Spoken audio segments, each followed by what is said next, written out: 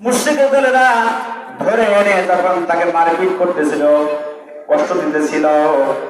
আমি সেই দলের সদস্য ছিলাম। যদি আমি মারি নাই, কিন্তু নিজের ভূমিকা পালন করেছি, আমি নিজের চোখে তাকে মারতে দেখেছি।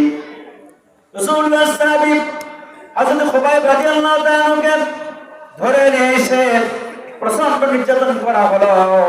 আর বলা হলো, খুবাইব রে, যদি তুমি ইসলাম ছেড়ে দাও তাহলে তোমাকে বাঁচিয়ে দেওয়া হবে, আর মারা হবে না। কিন্তু খুবাইব তা রাজি হলেন না, তাকে আঘাত করা হচ্ছিল। এক পর্যায়ে তার ডান হাতটা কেটে ফেলে দেওয়া হলো। তারপরে বলা হলো, এখনো সময় আছে, তুমি ইসলাম ছেড়ে দিয়ে আমাদের পূর্বের ধর্মে ফিরে আসো। তিনি রাজি হলেন না। তারপরে তার বাম পা কেটে ফেলে দেওয়া হলো, ডান হাত আর বাম পা কেটে ফেলে দেওয়া হলো। তারপরে বলা হলো, এখনো সময় আছে, এখনো তোমাকে জবাই করি নাই, তুমি ইসলামকে ছেড়ে দাও। খুবাইব ডান দিয়ে বলছে, ডান হাত দিয়ে রক্ত ঝরতেছে, বাম পা দিয়ে রক্ত ঝরে, এক পায়ের উপরে দাঁড়িয়ে থাকতে পারে না, পড়ে গেল। তখন বলছে, আল্লাহর কসম, তোমরা যদি আমাকে কতল করে ফেলে দাও, আমি ইসলাম ছাড়তে পারবো না। এইভাবে কষ্ট দিচ্ছিল আমিরুল মুমিনিন। এই দৃশ্য আমি দেখেছি। হযরত খুবাইব রাদিয়াল্লাহু তাআলা আনহু আশিকে রাসূল, আল্লাহ প্রেমিক বান্দা, রাসূলুল্লাহর সাহাবী, ডান হাত কেটে ফেলে দেওয়া হয়েছে, তারপরে ইসলাম ত্যাগ করে নাই। বাম পা কেটে ফেলে দেওয়া হয়েছে ইসলামের জন্য, তারপরে তিনি ইসলাম ত্যাগ করেন নাই। শেষ পর্যায়ে শুলে চড়িয়ে তাকে দুনিয়া থেকে শহীদ করে দেওয়া হয়েছে। শেষ পর্যন্ত কালেমা শাহাদাত পড়তে পড়তে শহীদ হয়ে গিয়েছে। এই দৃশ্য যখন আমার মনে পড়ে, তাহলে আজকে আমি আবু সাঈদ হিমসের গভর্নর হয়েছি, ইসলাম কবুল করেছি। আমি যখন মুশরিক ছিলাম, আমার এক ভাই রাসূলুল্লাহর সাহাবী হযরত খুবাইব আমার সামনে এভাবে মেরেছে, আমি কিছুই করতে পারি নাই, প্রতিরোধ করতে পারি নাই।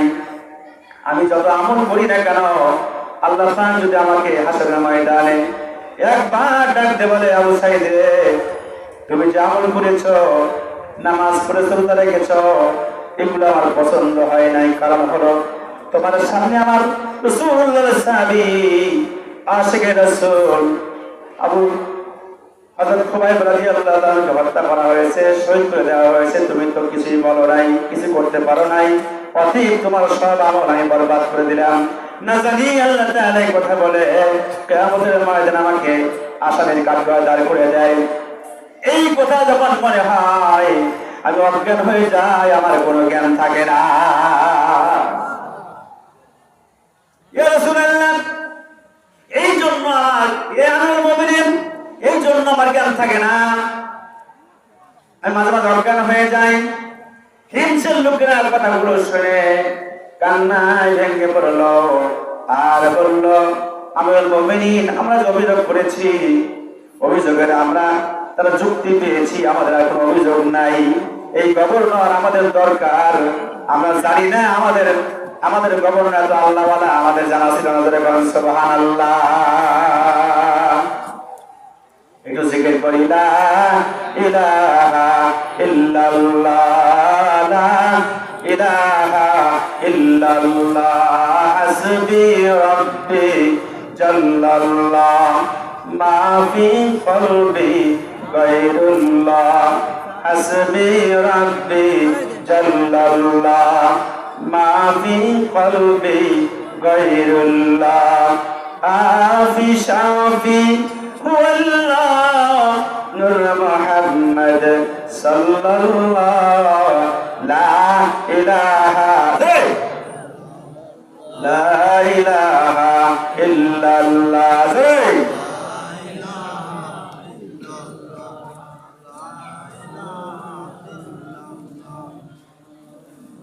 আপনার ঘুম লাগতেছে নাকি? জিকিরের আওয়াজ এত আসতে কেন? জিকির করবো জোরে জোরে, লা ইলাহা ইল্লাল্লাহ,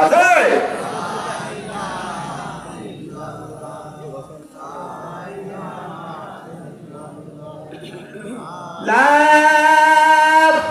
ইলাহা ইল্লাল্লাহ, মুহাম্মাদুর রাসূলুল্লাহ সাল্লাল্লাহু আলাইহি। এই জমিনে আল্লাহর কাছে সবচাইতে প্রিয় দুইটা জিনিস, কয়টা? দুইটা ফোঁটা হলো সবচাইতে প্রিয়। একটা ফোঁটা হলো শহীদের রক্তের ফোঁটা, আর একটা ফোঁটা হলো বান্দার চোখের পানির ফোঁটা।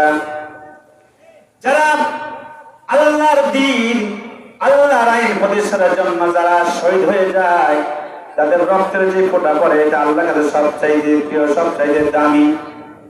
আর দ্বিতীয় ফোঁটা হলো বান্দা যখন গুনাহ করার পরে অনুশোচনা করে আর আল্লাহর ভয়ে কেঁদে কেঁদে যখন চোখের পানি ছেড়ে দেয়, চোখের পানির ফোঁটা যখন পড়ে, আল্লাহ রাব্বুল আলামিন সেটা তার কাছে প্রিয় হয়ে যায়। আল্লাহ বলেন, বান্দারে যখন তুমি তোমার গুনাহ করার কারণে অনুতপ্ত হইয়া কান্না করো, ফালইয়াদহাকু ক্বালিলান ওয়ালইবকু কাসীরা। আল্লাহ বলেন তোমরা বেশি বেশি কান্না করো, অল্প অল্প হাসো। বান্দা যখন বেশি কান্না করে, আল্লাহ বলেন বান্দারে তোর চোখের পানি যখন ছেড়ে দিয়ে কান্নাকাটি করো, আমি আল্লাহ তোমার পাশে হাজির হয়ে যাই। আর আমার কুদরতি হাত বাড়ায়া বান্দা তোর মাথায় আমি হাতটা বুলিয়ে দেওয়ার বলি, বান্দা কাঁদিস কেন? কি হয়েছে? কেন তোর চোখের পানি? তুমি কি জানো না তোমার রব তোমার চোখের পানি সহ্য করতে পারে না? আল্লাহ বড় দয়ালু, আল্লাহ রহমান এবং রহিম। বান্দা বলো তোমার কি হয়েছে? বান্দা তখন বলে, আল্লাহ গুনাহ করেছি, পাপ করেছি, ক্ষমা চাই। আল্লাহ বলেন, বান্দারে সাক্ষী থাক, আমি তোর জীবনের গুনাহগুলো মাফ করে দিলাম। আল্লাহ রাসূলের জামানায় একজন যুবক মসজিদে বসে কান্না করতেছিল। সাহাবীরা ডাকতে বলে, ভাই কি নাম তোমার, কি পরিচয়, কেন কান্নাকাটি করো, কি হয়েছে তোমার? যুবক কোনো কথা বলে না।